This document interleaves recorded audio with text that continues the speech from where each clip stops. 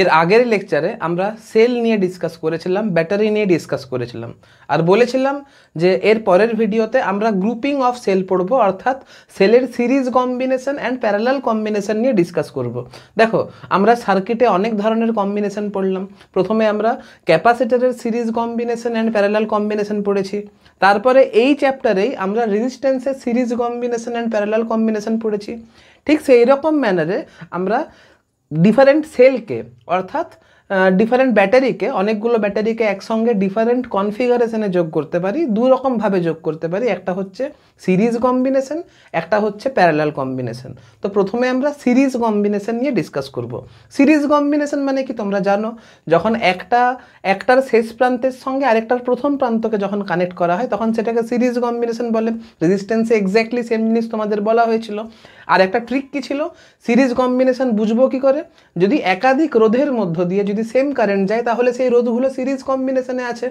তাহলে এইখানে যদি একাধিক সেল যদি সিরিজ কম্বিনেশনে থাকে তাহলে সেটা বোঝার একমাত্র উপায় হচ্ছে যদি একাধিক সেলের মধ্য দিয়ে যদি সেম কারেন্ট যায় বা দুটো সেলের মধ্য দিয়ে যদি সেম কারেন্ট যায় তাহলে অবশ্যই সেলগুলো কিন্তু সিরিজ কম্বিনেশনে রয়েছে। ঠিক আছে, তো এইখানে দেখতে পাচ্ছ একটা কোষের শেষ প্রান্তের সঙ্গে অপর কোষের প্রথম প্রান্তকে যুক্ত করেছি। একটা কোষের শেষ প্রান্তের সঙ্গে এই যে এই কোষটার শেষ প্রান্ত হচ্ছে এই পয়েন্ট, আর এই কোষের প্রথম প্রান্ত হচ্ছে এই পয়েন্ট। ঠিক আছে, তাহলে একটা কোষের শেষ প্রান্তের সঙ্গে আরেকটা কোষের প্রথম প্রান্তকে আমি যোগ করেছি, তাহলে স্বাভাবিক এটা সিরিজ কম্বিনেশন হবে। এর আগের ভিডিওতে আমি তোমাদেরকে দেখিয়েছিলাম যে প্র্যাকটিক্যাল যে ব্যাটারিগুলো হয়, দেখো আইডিয়াল ব্যাটারি মানে কি, আইডিয়াল ব্যাটারি মানে হচ্ছে internal resistance is equal two 0 হবে। কিন্তু প্র্যাকটিক্যাল ব্যাটারির ক্ষেত্রে ব্যাটারির কিন্তু ইন্টারনাল রেজিস্ট্যান্স বা অভ্যন্তরীণ রোধ থাকে। আর অভ্যন্তরীণ রোধ থাকার জন্য আমরা প্র্যাকটিক্যাল ব্যাটারিকে এইভাবে সিম্বলাইজ করি, অর্থাৎ এই যে বড় দাড়ি দিয়ে পজিটিভ মানে ব্যাটারির পজিটিভ প্রান্তকে রিপ্রেজেন্ট করা হয়, ছোট ছোট দাগটা দিয়ে ব্যাটারির নেগেটিভ সাইডকে রিপ্রেজেন্ট করা হয়, আর এই রেজিস্ট্যান্স দিয়ে ব্যাটারির ইন্টারনাল রেজিস্ট্যান্সকে রিপ্রেজেন্ট করা হয়। তো সেম ম্যানারে হচ্ছে একাধিক সেলের মানে প্রথম সেলের শেষ প্রান্তের সঙ্গে দ্বিতীয় সেলের সেকেন্ড প্রান্তকে যুক্ত করেছি, তারপরে দ্বিতীয় সেলের শেষ প্রান্তের সঙ্গে তৃতীয় সেলের প্রথম প্রান্তকে যুক্ত করেছি। এরকম করে সিরিজ কম্বিনেশনে n সংখ্যক সেল লাগানো রয়েছে আর কি। তো আমাকে বের করতে হবে যে এই সব সেলের জায়গায় যদি আমি একটা সিঙ্গেল সেল ইউজ করতাম তাহলে এই যে সিঙ্গেল সেল এর ইকুইভ্যালেন্ট ইএমএফ কত হতো, এর ইকুইভ্যালেন্ট রেজিস্ট্যান্স কত হতো। যেমনটা আমরা ইকুইভ্যালেন্ট রেজিস্ট্যান্স বের করেছিলাম ঠিক তেমনভাবে আমরা এখানে ইকুইভ্যালেন্ট ইএমএফ আর ইকুইভ্যালেন্ট ইন্টারনাল রেজিস্ট্যান্সকে ক্যালকুলেট করব। তো যারা যারা সিরিজ কম্বিনেশন প্যারালাল কম্বিনেশন বোঝো বা যারা যারা আমার ভিডিও দেখেছো, সেখানে আমি সিম্পল বলেছিলাম যে সিরিজ কম্বিনেশনের ক্ষেত্রে ভোল্টেজগুলো যোগ হয়ে যায়, অর্থাৎ V is equal two V1 plus V2 plus V3 এরকম করে হতে থাকে। তো যেহেতু আমি ইকুইভ্যালেন্ট ব্যাটারির ইএমএফ বের করতে চাইছি, অর্থাৎ অনেকগুলো ব্যাটারির জায়গায় আমি যেহেতু একটা ব্যাটারি ইউজ করব, তাহলে অনেকগুলো ব্যাটারি একসাথেই প্রত্যেকটা ব্যাটারির প্রত্যেকটা ব্যাটারি আলাদা আলাদাভাবে যে ভোল্টেজ ডিফারেন্স তৈরি হয়েছে, ধরো প্রথম ব্যাটারির মধ্যে ভোল্টেজ ডিফারেন্স V1 হয়েছে, সেকেন্ড ব্যাটারির মধ্যে ভোল্টেজ ডিফারেন্স V2 হয়েছে, সিমিলারলি n সংখ্যক ব্যাটারির মধ্যে টোটাল যে ভোল্টেজ ডিফারেন্স হয়েছে এই একটা ব্যাটারির মধ্যে একা সেম পরিমাণ ভোল্টেজ ডিফারেন্স হবে, তাই না? অর্থাৎ একা যা ভোল্টেজ খাবে n সংখ্যক ব্যাটারি একসঙ্গে সেম ভোল্টেজ খেয়েছিল, অর্থাৎ আমি বলতে পারি যে V is equal two V1 plus V2 plus dot dot dot dot এমনি করে Vn হবে। ঠিক আছে, অবশ্যই এর মধ্য দিয়ে যে কারেন্ট যাবে এর মধ্য দিয়েও সেম কারেন্ট যাবে। ধরে নিচ্ছি এর মধ্য দিয়ে I কারেন্ট যায়, এর মধ্য দিয়ে I কারেন্ট যায়, আর আগের ভিডিওতে আমরা বলেছি যে V is equal to E minus IR হয়। আমরা বলেছি যে V is equal to E minus IR হয়। তাহলে এখানে V যদি লিখি, এখানে V ইজ ইকুয়াল টু হবে E minus I into R। V1 এর জায়গায় হবে E1 minus I into R1, V2 জায়গায় হবে E2 minus I into R2, তোমাদের অনেকের মনে কনফিউশন হতে পারে, স্যার আপনি E1 লিখেছেন, এখানে R1 লিখেছেন, এখানে E2 লিখেছেন, এখানে R2 লিখেছেন, কিন্তু প্রত্যেকের ক্ষেত্রে I1 I2 দেননি কেন? স্বাভাবিক, বলেছি না সিরিজ কম্বিনেশনে I is equal to constant হয়, প্রত্যেকটা ব্যাটারির মধ্যে সেম কারেন্ট যাবে। প্রথমেই তো ট্রিকে বললাম যে সিরিজ কম্বিনেশন বুঝবো কিভাবে, যদি একাধিক সেলের মধ্য দিয়ে যদি সেম কারেন্ট যায় তাহলে তোমাকে বুঝতে হবে প্রত্যেকটা সেল কিন্তু সিরিজ কম্বিনেশনে রয়েছে। ঠিক আছে, তো এরকম ডট ডট ডট হতে থাকবে প্লাস এইখানে হবে EN minus I into RN। ঠিক আছে, তো আলটিমেট এইখান থেকে লেখা যেতে পারে, আমি এটাকে লিখছি না আপাতত, একটু বড় করে লিখি, E minus I into small r। তো আমি যদি E1 E2 গুলোকে যদি যোগ করে দিই তাহলে এটা হচ্ছে E1 plus E2 plus E3 plus dot dot dot plus EN। দেখো minus IR1 minus IR2 minus IRN, তাহলে এখান থেকে মাইনাস I যদি কমন নিই তাহলে এখানে পড়ে থাকবে R1 plus R2 plus dot dot dot plus RN, হবে না? তাহলে আমি যদি E মাইনাস IR এই ইকুয়েশনের সঙ্গে এই ইকুয়েশনটাকে যদি কম্পেয়ার করি তাহলে দেখতে পাচ্ছি যে E ইজ ইকুয়াল টু দাঁড়াচ্ছে E1 plus E2 plus E3 plus dot dot dot plus EN। ঠিক আছে, আমার জায়গা কম ছিল বলে এখানে E3টা লিখিনি আর। ঠিক আছে, সিমিলারলি এখানে R ইজ ইকুয়াল টু হবে R1 plus R2 plus R3 plus dot dot dot plus RN। এখন স্পেশাল কেস আসবে এখান থেকে, স্পেশাল কেস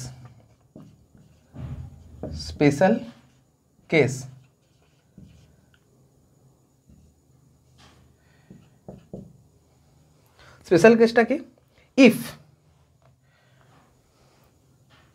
এক নম্বরে if all batteries are identical অর্থাৎ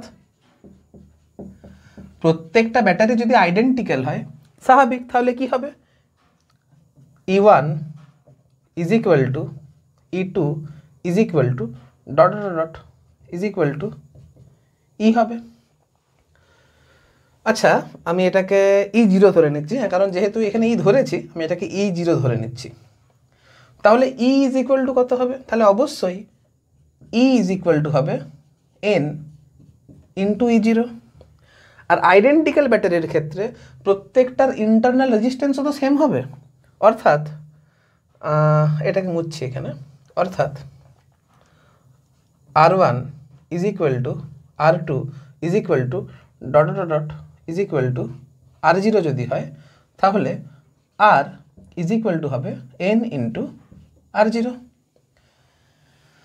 তো তোমাকে দেখতে হবে যদি প্রত্যেকটা ব্যাটারি যদি সিরিজ কম্বিনেশনে থাকে তাহলে অনেকগুলো ব্যাটারিকে যদি একটা সিঙ্গেল ব্যাটারি দিয়ে যদি লিখতে হয় তাহলে ইকুইভ্যালেন্ট ইএমএফ যেটা দাঁড়াবে সেটা E is equal to N into E0 হবে, যেখানে E0টা হচ্ছে প্রত্যেকটা ব্যাটারির আলাদাভাবে যে ইএমএফ রয়েছে, প্রত্যেকটা ব্যাটারির ইএমএফটা হচ্ছে E0 বা E0। তাহলে net equivalent EMF E is equal to N into E0 হবে। আর প্রত্যেকটা ব্যাটারির রেজিস্ট্যান্সকে যদি আলাদাভাবে না লিখে যদি সিঙ্গেল ফর্মে লিখতে চাই, অর্থাৎ ইকুইভ্যালেন্ট ইন্টারনাল রেজিস্ট্যান্সকে যদি ক্যালকুলেট করতে চাই তাহলে R is equal to N into R0 হবে। যদি হ্যাঁ, এটা তখনই হবে যখন if all batteries are identical, প্রত্যেকটা ব্যাটারি যদি আইডেন্টিক্যাল হয়। যদি ব্যাটারিগুলো আইডেন্টিক্যাল না হয়, অর্থাৎ E1 E2 E3 যদি আলাদা আলাদা হয় তাহলে E is equal two E1 plus E2 plus E3 plus dot dot dot plus EN হবে। আর R is equal two R1 plus R2 plus R3 plus dot dot dot plus RN হবে। বোঝা গেছে? তো এটা নোট করো, দিয়ে next বলছি। এবারে আমরা দেখো এখানে 5টা আইডেন্টিক্যাল সেল নিয়েছি, আমি কিন্তু রেজিস্ট্যান্সকে কিন্তু আলাদাভাবে ড্র করে নিই। ঠিক আছে, তুমি ধরে নাও প্রত্যেকটা সেল আইডেন্টিক্যাল। ঠিক আছে, আর each cell have EMF is equal to হচ্ছে ই, আর ইন্টারনাল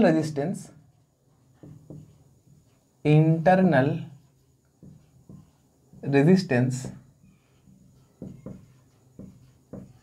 ইজ ইকুয়াল টু হচ্ছে স্মল আর। এখন ঘটনা হচ্ছে যেহেতু প্রত্যেকটা সেলকে দেখো সেম অর্ডারে কানেক্ট করা আছে, তাহলে এখন ই ইকুইভ্যালেন্ট ইজ ইকুয়াল টু কত দাঁড়াবে? ই ইকুইভ্যালেন্ট ইজ ইকুয়াল টু, আমি তোমাদেরকে শেখালাম যদি এন সংখ্যক আইডেন্টিক্যাল সেল যদি সিরিজ কম্বিনেশনে থাকে তাহলে equivalent EMF is equal to n E হয়। যেহেতু এখানে 5টা সেল রয়েছে তাহলে equivalent EMF is equal to 5 into E হবে। আর equivalent resistance R equivalent internal resistance R equivalent is equal to 5 into small আর হবে। কিন্তু এখন প্রশ্ন হচ্ছে if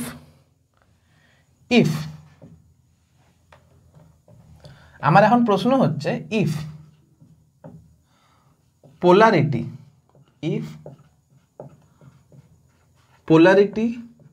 of one cell is reversed, অর্থাৎ যদি একটা সেলকে যদি উল্টে দিই, আমি যদি একটা সেলকে উল্টে দিই ঘটনাটা দেখতে কিরকম হবে?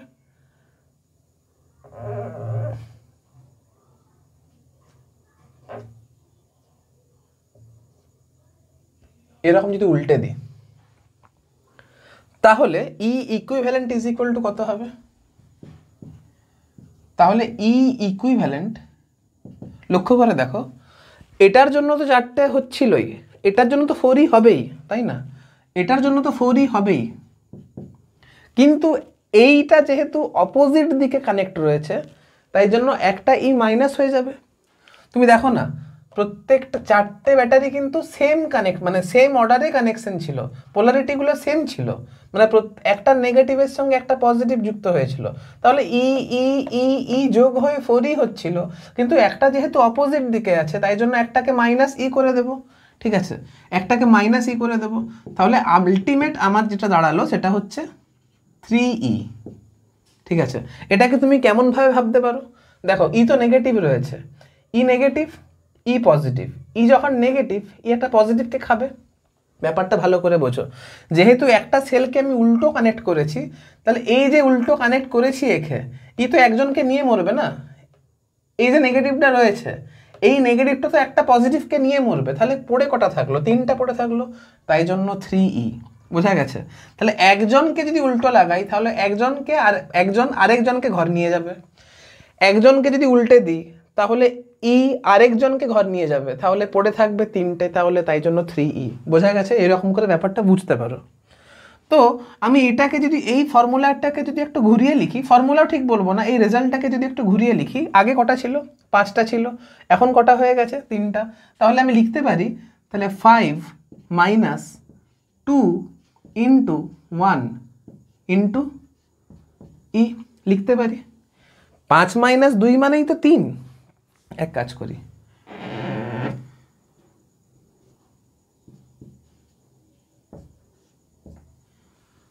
এরকম করে লিখলাম, 3কে 5 মাইনাস 2 ইন্টু 1 করতে পারি, যেখানে 5 ছিল ইনিশিয়াল, এই যে 1, এই 1 মানে হচ্ছে কটাকে উল্টো করে বসানো হয়েছে। এখন if polarity of two cell is reversed, যদি দুটো সেলের পোলারিটিকে রিভার্স করা হয়, মানে দুটো সেলকে যদি উল্টোভাবে কানেক্ট করা হয়, যদি দুটো সেলকে উল্টোভাবে কানেক্ট করা হয়, মানে এ উল্টো আছে তার সঙ্গে সঙ্গে আমি একে উল্টো করে দিচ্ছি,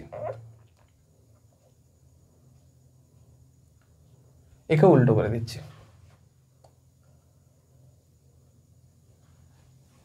তাহলে কি হবে?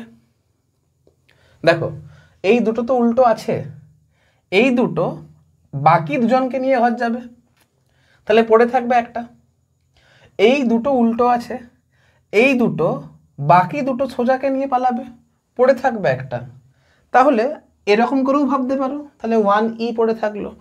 আবার তুমি যদি এরকম করে ভাবো যে এটার জন্য 3e আর এটার জন্য -2e, ঠিক আছে, তাহলে E equivalent is equal to দাঁড়াচ্ছে 3e minus 2e is equal to E. আর এই ইটাকে লেখা যেতে পারে 5 মাইনাস 2 গুণিত 2 into E.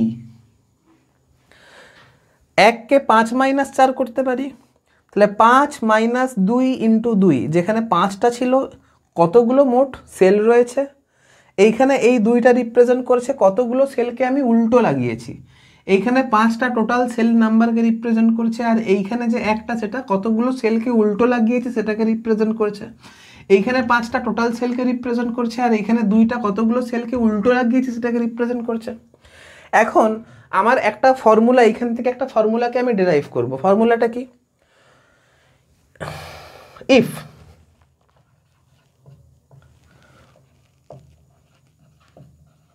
Total number of cell is n,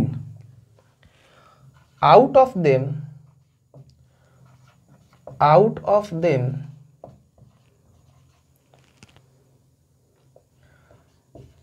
polarity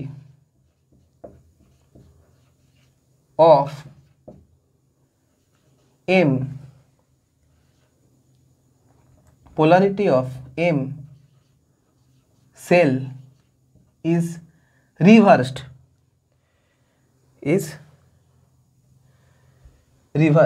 যদি আমি রিভার্স করে দিই, তাহলে যে ই ইকুইভ্যালেন্টের ফর্মুলাটা আসবে, সেটা হবে এই যে এই 5টা ছিল টোটাল নাম্বার অফ সেল, মানে এইখানে বসবে n, মাইনাস 2 যেমন ছিল সেরকম থাকবে, আর এই 2টা রিপ্রেজেন্ট করছিল যে টোটাল কতগুলো সেলকে আমি ঘুরিয়েছি, এইখানে যেহেতু আমি টোটাল m সংখ্যক সেলকে ঘুরিয়েছি তাই জন্য এইখানে এটা m বসবে, n মাইনাস 2m ইন্টু ই, ঠিক আছে, n মাইনাস 2m ইন্টু ই। এখন ঘটনা হচ্ছে, তোমাদের মাথায় প্রশ্ন আসতে পারে যে স্যার আর ইকুইভ্যালেন্টের মানের কি কোনো চেঞ্জ হবে? লক্ষ্য করে দেখো, রেজিস্ট্যান্সের কি কোনো প্লাস মাইনাস হয়? রেজিস্ট্যান্সের তো কোনো প্লাস মাইনাস হয় না। তাহলে এইখানে আর ইকুইভ্যালেন্ট তো সেম থাকবে, এইখানেও r equivalent is equal to 5r হবে, এইখানেও r equivalent is equal to 5r হবে। তাহলে এইখানে যে আর ইকুইভ্যালেন্ট দাঁড়াবে এটা কিন্তু n ইন্টু আর ই হবে, ঠিক আছে, এনআরই হবে, ঠিক আছে। রেজিস্ট্যান্সের মানের কিন্তু কোনো পরিবর্তন আসবে না, রেজিস্ট্যান্স অ্যাজ ইউজুয়াল বসবে। আই থিঙ্ক বুঝতে পেরেছো, নোট করো। এবারে আমরা দেখব সেলের প্যারালাল কম্বিনেশন অফ রেজিস্ট্যান্স পড়েছিলে, সেখানে কি দেখেছিলে যে প্রত্যেকটা রেজিস্ট্যান্সের প্রথম প্রান্ত কিন্তু একটা সিঙ্গেল পয়েন্ট হচ্ছিল, আর প্রত্যেকটা রেজিস্ট্যান্সের অন্তিম প্রান্ত কিন্তু আরেকটা অন্য পয়েন্ট হচ্ছিল, ঠিক আছে। তো এইখানে সেলের প্যারালাল কম্বিনেশন নিয়ে ডিসকাস করছি, মানে প্রত্যেকটা সেলের প্রথম প্রান্ত কিন্তু একটা সিঙ্গেল প্রান্ত হবে। আমি এইখানে দুটো সেল নিয়ে আলোচনা করেছি যাতে করে ক্যালকুলেশন ছোট হয়, আমি দুটো সেল দিয়ে করব, দিয়ে সেটার থেকেই আমি n সংখ্যক সেলের জন্য কি হবে সেই ফর্মুলাটা আমি টেনে বের করে দেবো, ঠিক আছে। তো দেখতে পাচ্ছ এই সেলের ইনিশিয়াল পয়েন্ট হচ্ছে এই পয়েন্ট, আবার এই সেলেরও ইনিশিয়াল পয়েন্ট হচ্ছে এই পয়েন্ট, আবার এই সেলের ফাইনাল পয়েন্ট হচ্ছে এই পয়েন্ট, আবার এই সেলেরও ফাইনাল পয়েন্ট হচ্ছে এই পয়েন্ট, ঠিক আছে। তো আমি এটাকে এ বি নাম দিয়ে দিই, এই পয়েন্টটা হচ্ছে এ পয়েন্ট আর এই পয়েন্টটা হচ্ছে বি পয়েন্ট। সিমিলারলি এই পয়েন্টটাও হচ্ছে এ পয়েন্ট, এই পয়েন্টটাও হচ্ছে আমার বি পয়েন্ট, কারণ এটা হচ্ছে এই দুটো সেলের জায়গায় যদি আমি একটা সিঙ্গেল সেল ইউজ করতাম তাহলে কি এফেক্ট পড়তো, অর্থাৎ এই দুটো সেলের যে ইনিশিয়াল পয়েন্ট হবে এদের ইকুইভ্যালেন্ট সেলটা হবে, অর্থাৎ এই দুটো সেলের জায়গায় যদি আমি একটা সিঙ্গেল সেলকে ইউজ করি তাহলে ওই সিঙ্গেল সেলের ইনিশিয়াল পয়েন্টটাও সেম পয়েন্ট হতে হবে। আবার এই দুটো সেলের যে ফাইনাল পয়েন্ট হবে, এই দুটো সেলের জায়গায় যদি আমি সিঙ্গেল সেল ইউজ করতাম তাহলে ওই সিঙ্গেল সেলেরও ফাইনাল পয়েন্ট কিন্তু আমার সেম পয়েন্ট হতো। এবারে তোমরা জানো যে প্যারালাল কম্বিনেশনে কি কনস্ট্যান্ট হয়, প্যারালাল কম্বিনেশনে ভি অর্থাৎ ভোল্টেজটা কনস্ট্যান্ট থাকে, সিরিজ কম্বিনেশনে আই কনস্ট্যান্ট হচ্ছিল, তাহলে প্যারালাল কম্বিনেশনে ভি কনস্ট্যান্ট থাকবে, ঠিক আছে, তাহলে অবশ্যই এখানে V is equal to constant হবে। সিরিজ কম্বিনেশনে আই ডিভাইড হচ্ছিল, সরি সিরিজ কম্বিনেশনে ভি ডিভাইড হচ্ছিল, সেখানে V is equal to V one plus V two plus V three লিখছিলাম। এইখানে প্যারালাল কম্বিনেশনে আই ডিভাইড হয়, ঠিক আছে, এইখানে কারেন্ট যাচ্ছে তোমার আই ওয়ান, ধরে নাও এইখানে কারেন্ট যাচ্ছে I two, net current I is equal to I one plus I two হবে।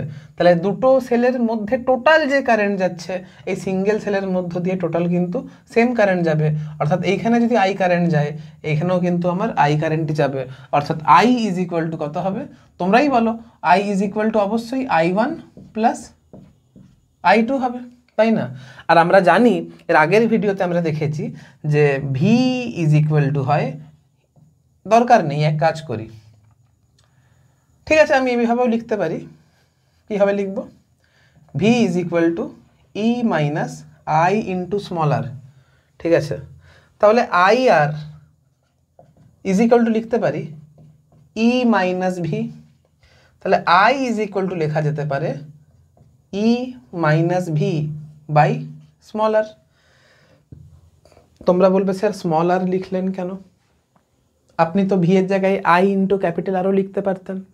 দেখো যেহেতু ভিটা কনস্ট্যান্ট তাই জন্য আমি এটাকে ভি এর ফর্মে লিখলাম, ঠিক আছে, অবশ্যই এটাকে একটা রেজিস্ট্যান্স দিয়ে কানেক্ট করতে হবে, আমি কানেক্ট করে দেখাইনি, তোমরা ওটা রেজিস্ট্যান্স দিয়ে কানেক্ট করেও আঁকতে পারো, কোনো অসুবিধা নেই, এটা আমি সার্কিটের একটা পার্ট নিয়েছি, অবশ্যই এইখানেও রেজিস্ট্যান্স কানেক্ট থাকবে, আমি সেটা একে দেখাইনি, ঠিক আছে।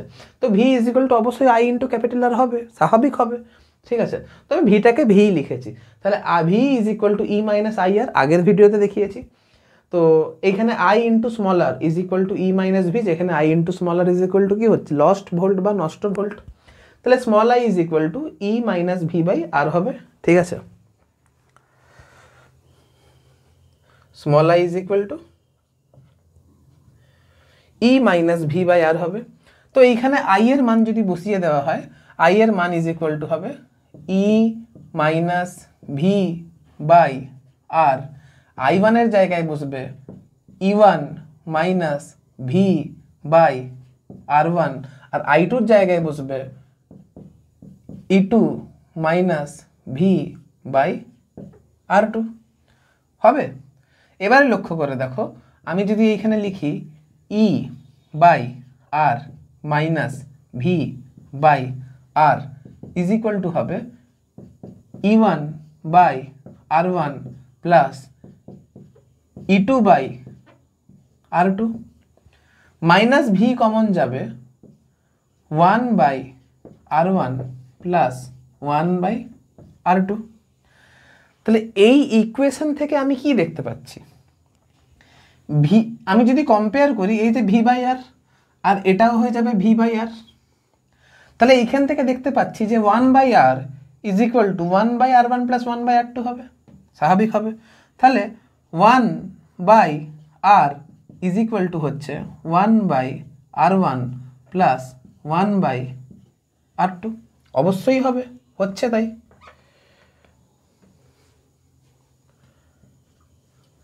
এখান থেকে দেখতে পাচ্ছি যে E by R is equal to এটা হচ্ছে E by R is equal to E one by R one plus E two by R two, হচ্ছে তো।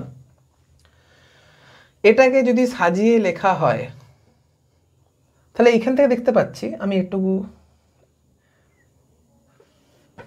এটাকে এইখানে লিখছি, হ্যাঁ এটাকে আমি এইখানে লিখছি, তাহলে E is equal to E one by R one plus E two by R two into R হবে, আর এই আরটাকে আমি লিখতে পারি নিচে ওয়ান বাই আর করে লিখতে পারি, ওয়ান বাই আর মানে তো উপরে আর হয়ে গুণ হবে, তাহলে এখান থেকে দেখতে পাচ্ছি যে ই ইজ ইকুয়াল টু আসবে E one by R one plus E two by R two divided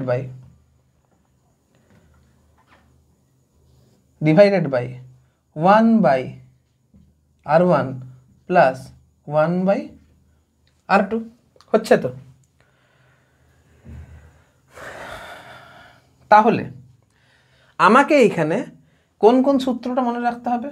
অবশ্যই এই সূত্র মনে রাখতে হবে, 1/r এর সূত্র মনে রাখতে হবে। আর আমাকে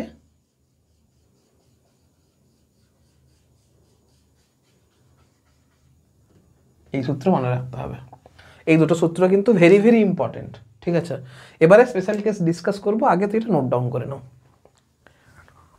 দেখো, আমরা দুটো সেলের জন্য প্যারালাল কম্বিনেশনের ক্ষেত্রে ই ইকুইভ্যালেন্ট আর আর ইকুইভ্যালেন্টের ফর্মুলা ডিরাইভ করলাম।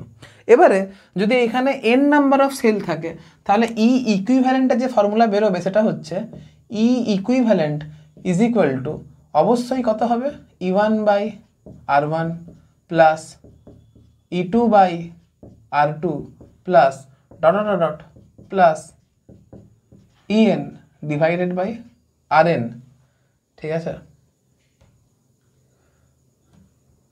Divided by 1/R1 plus 1/R2 plus dot dot dot plus 1/RN, ঠিক আছে।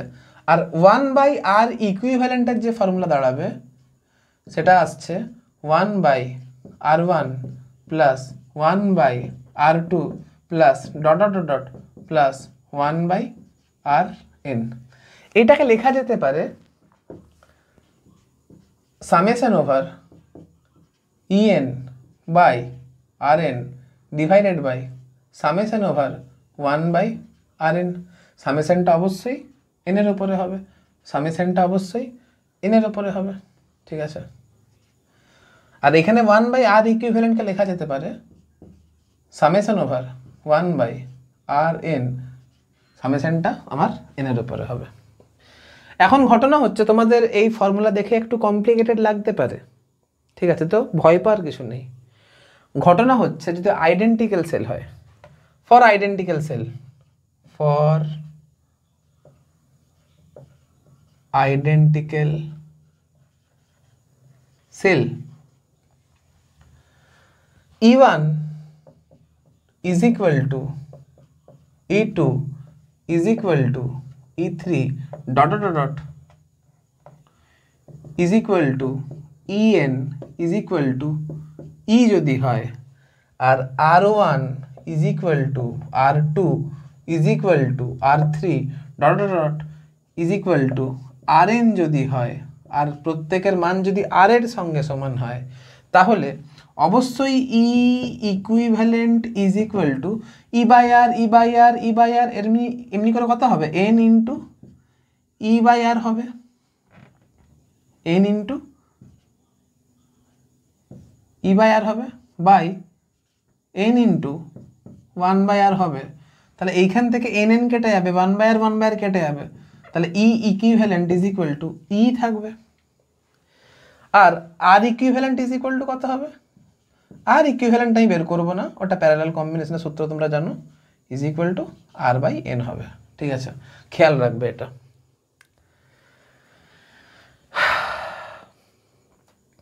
ঠিক আছে, এবারে যদি দুটো আইডেন্টিক্যাল সেল থাকে, সরি আইডেন্টিক্যাল সেল যদি না থাকে, তাহলে E equivalent is equal to E1/R1 plus E2/R2 divided by 1/R1 plus 1/R2 হয়। তো ওই জাস্ট শুধু ওই ফর্মুলাটা মনে রাখবে, ই ইকুইভ্যালেন্ট ইজ ইকুয়াল টু, সেই আগের স্লাইডে, একটু আগের স্লাইডে যাবে, আমার তো স্মার্ট বোর্ড নয়, না হলে আগের স্লাইডে গিয়ে আমি দেখিয়ে দিতাম, একটু আগের খাতাতে যেখানে লিখেছো সেখানে দেখবে যে দুটো আইডেন্টিক্যাল সেলের জন্য করলাম না, E equivalent is equal to E1/R1 plus E2/R2 divided by 1/R1 plus 1/R2। সেখানে একটু সিম্পলিফাইড ফর্মে মুখস্থ রাখো।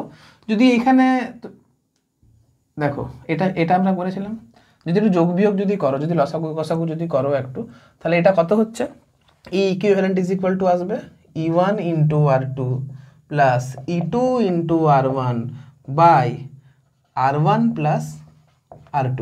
এটা খেয়াল রাখবে, হ্যাঁ। তুমি যদি এখানে যদি লসাগু নাও, R1R2 কেটে যাবে, এখানে E1R2 প্লাস E2R1 থাকবে, আর এখানে R1 প্লাস R2 হবে। তো সেটা লিখে নিয়েছি, এটা একটু মুখস্থ রাখবে, হ্যাঁ, কারণ অনেক ক্ষেত্রে আইডেন্টিক্যাল সেল দেয় না, তো সেক্ষেত্রে মুখস্থ রাখলে কি হয়, তোমার অঙ্কটা করতে সুবিধা হবে।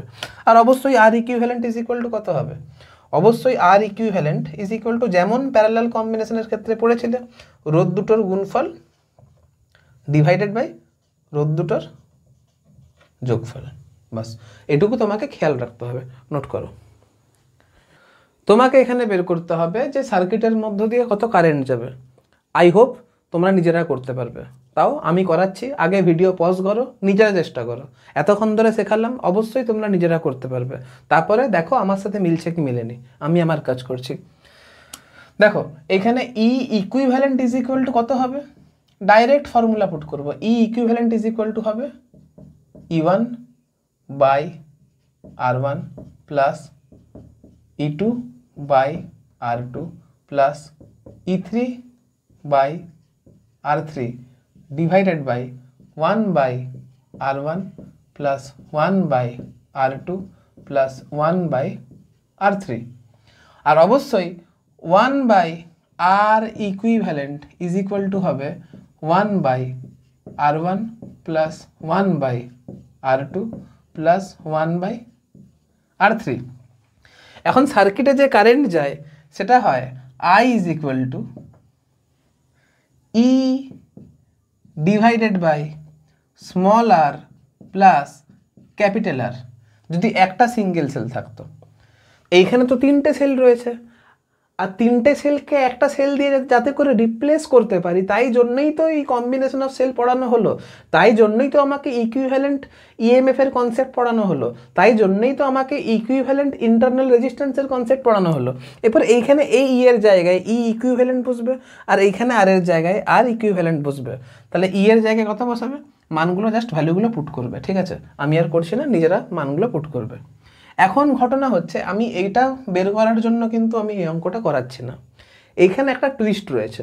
টুইস্ট কি, যদি ভুল করে একটা সেলকে যদি ঘুরিয়ে দেওয়া হয়, একটা সেলের পোলারিটিকে যদি চেঞ্জ করে দেওয়া হয়, একটা সেলের পোলারিটিকে যদি চেঞ্জ করে দেওয়া হয়,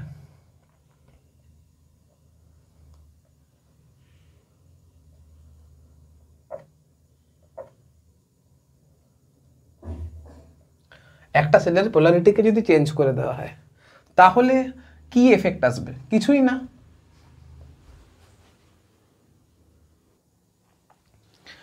এখানে শুধু প্লাসের জায়গাতে শুধু মাইনাস আসবে, একটা শুধু মাইনাস আসবে, বাদ বাকি সব অ্যাজ ইউজুয়াল সেম থাকবে। যেটাকে ঘুরিয়ে দেওয়া হয়েছে সেটাকে শুধু মাইনাস করবো, বাদ বাকি সব অ্যাজ ইউজুয়াল সেম রাখবো, ঠিক আছে? বুঝতে পেরেছো তোমরা? এবারে আমরা করব মিক্সড কম্বিনেশন, অর্থাৎ এখানে সিরিজ কম্বিনেশনও থাকবে আর প্যারালাল কম্বিনেশনও থাকবে। এখানে কি করেছি, আমি প্রত্যেকটা সেলকে আইডেন্টিক্যাল নিয়েছি। Each cell has EMF is equal to E আর internal resistance is equal to small আর। এখন তুমি দেখো এরকম এম সংখ্যক ব্রাঞ্চ রয়েছে, প্রত্যেকটা ব্রাঞ্চে এন নাম্বার অফ সেল রয়েছে, এরকম এম নাম্বার অফ ব্রাঞ্চ রয়েছে, আর প্রত্যেকটা ব্রাঞ্চে এরকম এন নাম্বার অফ সেল রয়েছে। এখন তুমি একটা কথা বলো, প্রত্যেকটা ব্রাঞ্চের, এটা একটা ব্রাঞ্চ ছিল, এটা একটা ব্রাঞ্চ ছিল,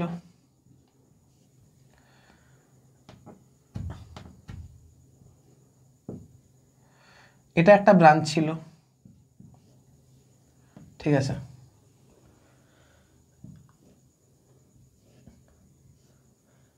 স্বাভাবিক। এখন এন নাম্বার অফ সেল যদি থাকে তাহলে ইচ ব্রাঞ্চের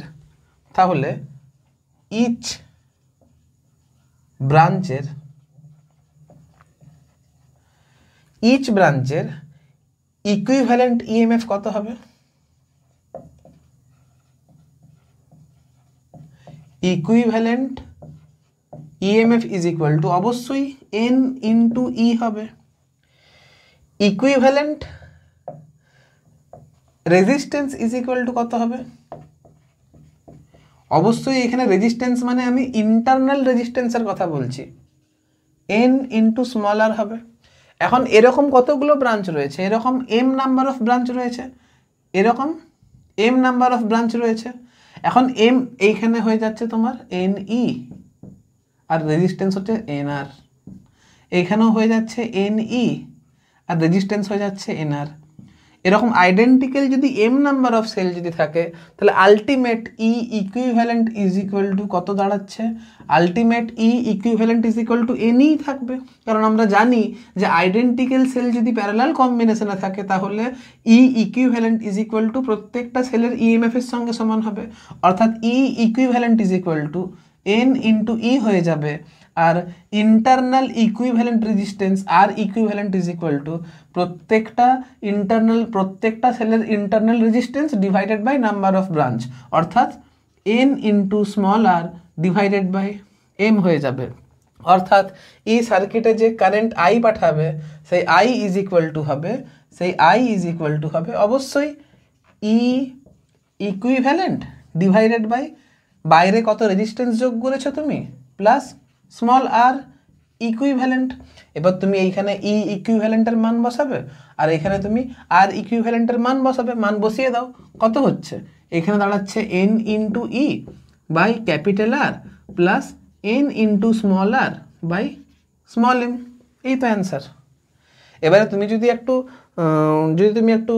যোগ বিয়োগ যদি করে নাও তাহলে যেটা দাঁড়াবে সেটা হচ্ছে N into M into E divided by M R plus small N small R. এই তো অ্যান্সার। ঠিক আছে, এই তো গল্প, কিছুই না। তাহলে যে series combination parallel combination easily বুঝতে পারবে তার কাছে এটা করা কিন্তু কোনো ব্যাপার নয়। এর এন্ড রেজাল্টটা মনে রাখবে। এরপর থেকে নেক্সট টপিক বলছি। আমরা এই মিক্সড কম্বিনেশনে যে কারেন্টের এক্সপ্রেশন পেয়েছিলাম সেটা হচ্ছে I is equal to N M E divided by M R plus N R. এবার তোমাদের অনেকের এন আর এম এর মধ্যে গুলিয়ে যেতে পারে, তো তুমি কিভাবে মনে রাখবে? লক্ষ্য করে দেখো, এই এন আরটা কী ছিল? প্রত্যেকটা ব্রাঞ্চে কতগুলো রেজিস্ট্যান্স ছিল সেটা এনকে রিপ্রেজেন্ট করছিল। এখন প্রত্যেকটা ব্রাঞ্চে কতগুলো সেল ছিল তার উপরে ডিপেন্ড করছে প্রত্যেকটা ব্রাঞ্চের ইকুইভ্যালেন্ট ইন্টারনাল রেজিস্ট্যান্স কত ছিল। তুমি মনে করে দেখো, প্রত্যেকটা ব্রাঞ্চে যদি এন সংখ্যক সেল থাকে তাহলে প্রত্যেকটা ব্রাঞ্চের ইকুইভ্যালেন্ট ইন্টারনাল রেজিস্ট্যান্স কত হবে? অবশ্যই স্মল এন ইন্টু আর হবে। তাহলে এই স্মল এন ইন্টু আরটাকে যদি মনে রাখতে পারো তাহলে এটা তোমার ইজিলি মনে থেকে যাবে। তাহলে আর সঙ্গে সবসময় মানে ইন্টারনাল রেজিস্ট্যান্সের সঙ্গে সবসময় স্মল এন থাকবে আর ক্যাপিটাল আর এর সঙ্গে এম থাকবে। এবার তুমি নিশ্চয়ই মনে রাখতে পারবে। দেখো, এক্সট্রা মানে উল্টোপাল্টা ট্রিক দিয়ে মনে রাখার কিন্তু কোনো লজিক নেই, ঠিক আছে? মনে হতে পারে যে উল্টোপাল্টা ট্রিকগুলো তোমাদের মনে রাখতে সুবিধা হবে, কিন্তু আলটিমেট তুমি যদি 11-12 সমস্ত বইয়ের সব ট্রিকগুলোকে এক কাছে করো তাহলে ট্রিকগুলোকে মুখস্থ করা ট্রিক বের করতে হবে তোমাকে। তাই জন্য বেশি ট্রিকে না গিয়ে যতটা কনসেপচুয়াল ক্ল্যারিটি তোমাদের ভালো থাকবে আমার মনে হয় ততটা তোমাদের সূত্রগুলো মনে রাখতে সুবিধা হবে। ঠিক আছে, এবার আই এর এক্সপ্রেশন তো এটা পেয়েছি। এবারে আমাকে বের করতে হবে যে ম্যাক্সিমাম কারেন্টের শর্ত, মানে সেলগুলোকে কিভাবে অ্যারেঞ্জ করব যাতে করে এক্সটার্নাল সার্কিটে ম্যাক্সিমাম কারেন্ট পাওয়া যায়। তোমাকে ধরো 48টা সেল আছে বলে দিল, ঠিক আছে? তাহলে তোমাকে বের করতে হবে সেলগুলো কিভাবে অ্যারেঞ্জ করলে সার্কিটে ম্যাক্সিমাম কারেন্ট পাওয়া যাবে। তাহলে ম্যাক্সিমাম কারেন্টের যে শর্ত সেটা হচ্ছে condition for maximum current. Condition for maximum current কি হবে? দেখো, লক্ষ্য করে I is equal to এটাকে n into m into e divided by mr কে রুট আন্ডার mr লিখতে পারি তার whole square plus root under N into small R তার হোল স্কোয়ার লিখতে পারি। এখন এটাকে যদি ম্যাক্সিমাম হতে হয় তাহলে অবশ্যই এইটাকে মিনিমাম হতে হবে। এখন এইটাকে যদি মিনিমাম হতে হয় আমি এটাকে লিখতে পারি root under M R plus root under N into R তার হোল স্কোয়ার। এটাকে আইম্যাক্স যদি হতে হয় তাহলে এইটাকে আমার মিনিমাম হতে হবে। আমি লিখতে ভুলে গেলাম, তোমরা খাতাতে আলাদা করে লিখবে। হ্যাঁ, আমি একদম ক্যালকুলেশনে আসছি। তাহলে root under A plus root under B তার whole square is equal to লেখা যেতে পারে root under M R minus root under N R তার হোল স্কোয়ার প্লাস আমি ভুল করলাম, হ্যাঁ এটাকে লিখছি, হ্যাঁ প্লাস কত হবে 4 রুট আন্ডার এম আর ইন্টু স্মল এন স্মল আর। এখন এইটাকে যদি মিনিমাম হতে হয় তাহলে এইটা ইজ ইকুয়াল টু 0 হতে হবে, এইটা ইজ ইকুয়াল টু 0 হতে হবে। এইটাকে যদি মিনিমাম হতে হয় তাহলে এইটা ইজ ইকুয়াল টু 0 হবে, অর্থাৎ দিস ভ্যালু আর দিস ভ্যালু সেম হবে, অর্থাৎ M R is equal to small N small আর হবে, অর্থাৎ capital R is equal to small N small R by small M. এইটা কি ছিল? এইটা ছিল total equivalent internal resistance of cell. N R by small M is equal to কত ছিল? Total internal resistance of cell, যতগুলো cell ছিল total internal resistance of cell ছিল। অর্থাৎ কারেন্ট ম্যাক্সিমাম তখনই যাবে যখন যখন এক্সটার্নাল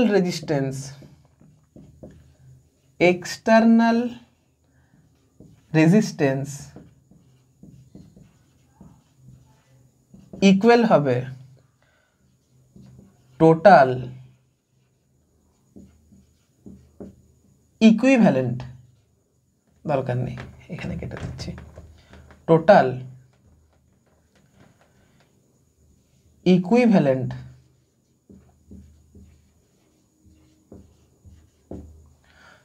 ইন্টারনাল রেজিস্ট্যান্সের সঙ্গে। এই যে শর্তটা, এটা কিন্তু খুব ইম্পর্টেন্ট একটা শর্ত। আর তোমাকে এবারে জিজ্ঞাসা করতে পারে ম্যাক্সিমাম কারেন্টের ভ্যালু কত। ম্যাক্সিমাম কারেন্টের ভ্যালু যখন তুমি বের করছো তখন তুমি এক কাজ করো, আই এর মান কত পেয়েছিলে? আই এর মান পেয়েছিলে না, আই এর মান পেয়েছিলে N E divided by capital R, এইখানে ছিল small N small R divided by M. এখন যেহেতু small N small R divided by M R এর সঙ্গে ইকুয়াল হচ্ছে, তখন I max is equal to তুমি ইজিলি লিখতে পারো এন ই বাই 2R লিখতে পারো, কোনো অসুবিধা নেই, কারণ আর এর মানটা তো এটার সাথে সেম হচ্ছে না। বা তুমি আর এর মানটাকে তুমি সাবস্টিটিউট করে এন আর বাই এমও লিখতে পারো, যেটা কোয়েশ্চেনে গিভেন থাকবে তুমি সেটা লিখবে। তুমি এটাকে লিখতেই পারো N E divided by 2 into এখানে লিখতে পারো এন আর বাই এম লিখতেই পারো, তাহলে এটা হয়ে যাচ্ছে M E divided by 2R। তুমি এটাও করতে পারো, তুমি এটাও করতে পারো, তুমি এটাও করতে পারো, যেটা কোয়েশ্চেনে গিভেন থাকবে সেটা করবে। কিন্তু মোদ্দা কথা হচ্ছে এই যে প্রমাণটা, এই প্রমাণটা কিন্তু উচ্চ মাধ্যমিকের জন্য ইম্পর্টেন্ট, আর এই রেজাল্টটা মনে রাখা নিট জেইর জন্য ইম্পর্টেন্ট। এখন আমি স্যার আমাকে তো সব কিছু করাতে হবে, সুতরাং তোমরা তোমাদের রিকোয়ারমেন্ট অনুসারে ভিডিওটাকে দেখবে, ঠিক আছে? যদি জেই নিট এখন টার্গেট হয়ে থাকে তাহলে শুধুমাত্র এন্ড রেজাল্টগুলো মনে রাখো, কিন্তু ডেরিভেশন ইম্পর্টেন্ট, কারণ ডেরিভেশন কনসেপ্টকে তোমাদের ক্লিয়ার করে, কনসেপ্টকে তোমাকে ক্রিস্টাল ক্লিয়ার করতে হবে, না হলে এমসিকিউ করতে পারবে না, ঠিক আছে? আজকের ভিডিওটি থিওরিটিক্যাল ছিল, ঠিক আছে? আর এখান থেকে অঙ্কগুলো যেগুলো আসবে সেগুলো ডাইরেক্ট ভ্যালু পুট করে আসবে। নেক্সট ভিডিও থেকে আমি শুধু নিউমেরিক্যাল নিয়ে ডিসকাশন করব। আজকের ভিডিওতে এতটাই রইল।